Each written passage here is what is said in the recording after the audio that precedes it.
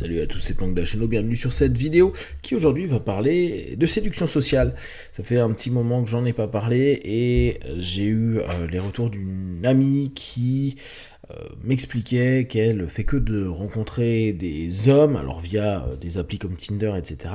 Mais que surtout elle est arrivée à un moment où elle est suffisamment structurée, elle a fait du travail sur elle, c'est quelqu'un qui bosse en psycho, qui a énormément d'aptitudes, de compétences et autres, mais qui, à chaque fois, ne trouve pas les personnes qui lui correspondent. Un peu cette espèce de symptôme, surtout autour de la quarantaine, on ne parle pas vraiment des plus jeunes,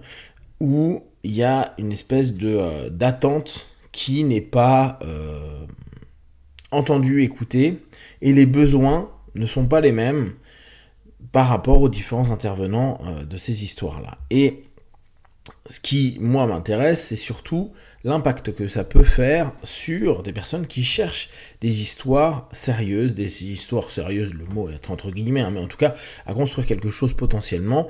dans un principe de duo, de couple, qu'importe comment vous allez nommer ça. Chose qui peut paraître assez étonnant, parce que pour toute personne qui a pu aller sur des réseaux sociaux ou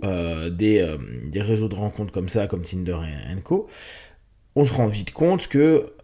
tout le monde, grosse partie, bon, il y a toujours ceux qui veulent des plans, mais grosse partie vont vendre un storytelling. Et là, on revient vraiment sur des problématiques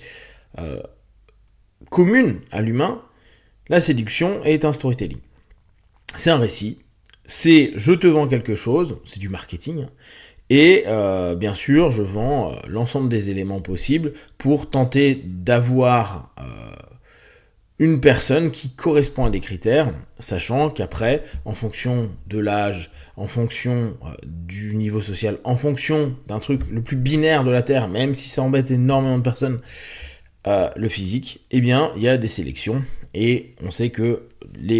ce type de réseaux sociaux donne l'impression à certaines personnes, masculines ou féminines, de pouvoir avoir tout le monde ou avoir facilement changé, intervertir les rencontres. Donc ne pas s'engager psycho-émotionnellement dans un rapport. Et dès lors, le rapport de sérieux, l'idée du sérieux est absolument faussée, ce qui entraîne pour les personnes qui, elles, ont une démarche sincère. Et bien sûr, c'est pas parce qu'on a une démarche sincère que automatiquement on trouve une personne qui correspond. Donc c'est pas parce qu'il y a deux personnes qui veulent du sérieux que pour autant ça fera quelque chose. Néanmoins, ce qui, moi, m'intéresse le plus, c'est l'impact des rejets et du refus. Alors vous avez certainement vu, si vous connaissez un peu ce milieu-là, que depuis les PUA, donc les pick-up artistes, il y a tout un délire post-PUA qui s'est développé avec les red pill, les black pill, etc. En gros, une espèce quasiment de haine de genre, les hommes n'aiment pas les femmes, ou les femmes n'aiment pas les hommes, ou une espèce de combat, genre il n'y a pas de mec assez bien, il n'y a pas de femme assez bien pour moi, etc., etc. Ou une espèce de vengeance, les hommes qui peuvent commencer à peut-être séduire davantage quand ils arrivent à la 35, 40 et plus, alors que quand ils avaient la vingtaine, ils étaient jetés en l'air, se vengent consciemment et ou inconsciemment sur les femmes qu'ils rencontrent, qui ont eu une vie, qui ont eu peut-être des mariages, des enfants, etc., etc. Et comme d'un coup, eux, ils commencent à avoir une valeur, en tout cas, ils pensent qu'ils ont une valeur, mais sur le marché du sexe et de la séduction, ça les nourrit dans cette notion-là. Donc parfois ils vont surexploiter leur pouvoir comme un point de vengeance, et c'est le lien que je vous fais avec cette espèce de guéguerre genrée,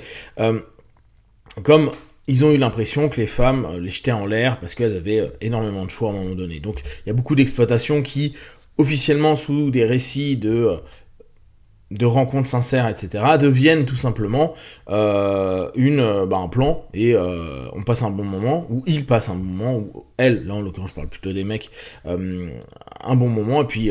jettent en l'air. Mais l'inverse est vrai, hein, les femmes peuvent faire la même chose. Tout est une question de, on va dire, l'âge va beaucoup jouer dans cette idée-là. qu'on ne prend pas en compte, c'est que au travers de nos petits délires égotiques, de nos petits délires et envies et désirs auxquels le rapport pulsionnel, l'envie de consommer, l'envie de simplement de sexe, c'est pas un problème. Le problème, c'est le manque de sincérité, sauf que s'il y a de la sincérité à dire « je veux du sexe », la plupart du temps, des gars lambda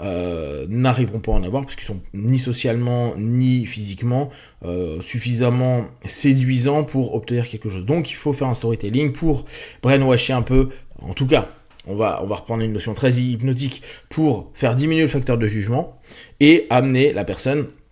à entrer dans une zone de confort, où on se dit cette personne elle est un peu différente, elle est mieux, etc. Alors que peut-être ça fait déjà 10 gars qui fonctionnent de la même manière, ou inversement 10 femmes qui fonctionnent de la même manière, mais l'envie et les désirs pour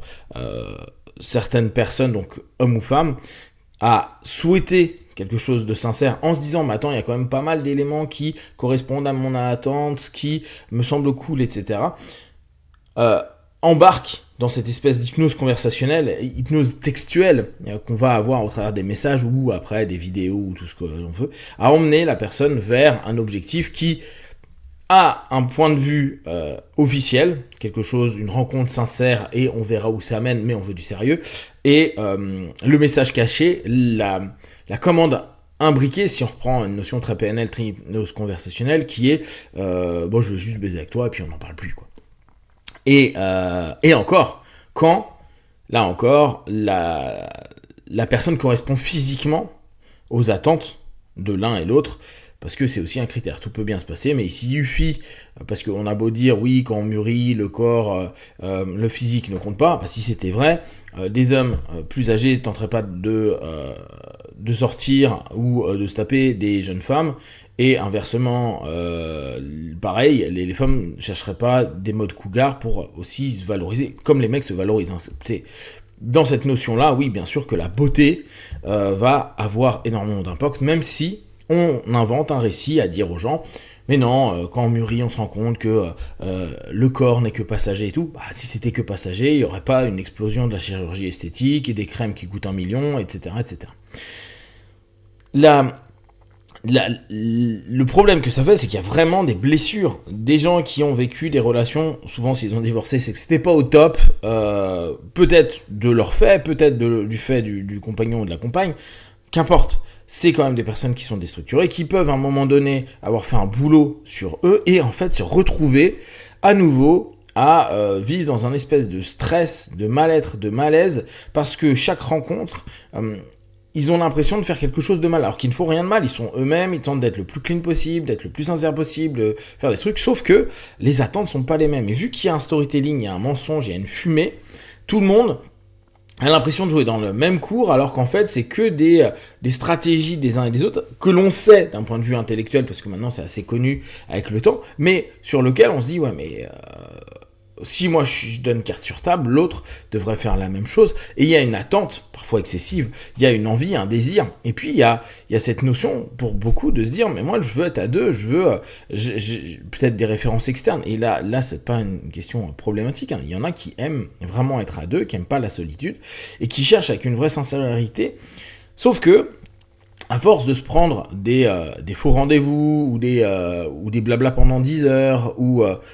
les deux se plaisent mais en fait on continuera pas, etc., etc., il y a une destruction psychologique de la confiance et de la conscience de ce que la personne est, et même sans attente excessive de soi, à se dire au bout d'un moment, mais est-ce que je suis vraiment problématique, est-ce que je suis réellement quelqu'un qui ne peut pas être accepté ou encore moins être aimé, est-ce que, et là ça peut créer plein de problèmes en plus développés par les réseaux sociaux, est-ce que je suis pas assez beau, pas assez belle, est-ce qu'il faut que je change quelque chose, est-ce qu'il faut que je sois différent, ou est-ce qu'il faut que je mente, ou est-ce qu'il faut que j'invente des histoires, et cette notion et cet impact juste qui devrait être relationnel avec, bon, parfois du bon et du moins bon, avec du succès ou de l'échec, devient quelque chose qui développe une anxiété psychologique, un mal-être, un malaise, qui ne devrait pas avoir lieu quand on est simplement dans la recherche d'une rencontre, d'un échange, d'un partage, peut-être de faire un bout de chemin ensemble, ou peut-être ne pas le faire, mais au moins en toute sincérité, en toute tranquillité, et pas comme si c'était un challenge ou un examen à chaque fois, où on se dit mais peut-être que je vais me faire jeter en l'air, ou peut-être que je vais jeter en l'air, mais comment je vais vivre le rapport à l'autre. Je pense que je reviendrai dessus sur ces notions-là. Je trouve que c'est toujours intéressant. Si vous avez des questions et des remarques, n'hésitez pas à partager sur Facebook, YouTube. Je répondrai le plus rapidement possible. Et comme d'habitude, de tout ce que je propose, ne prenez que ce qui est bon et juste pour vous. Testez, observez, analysez et concluez. Be one, ciao.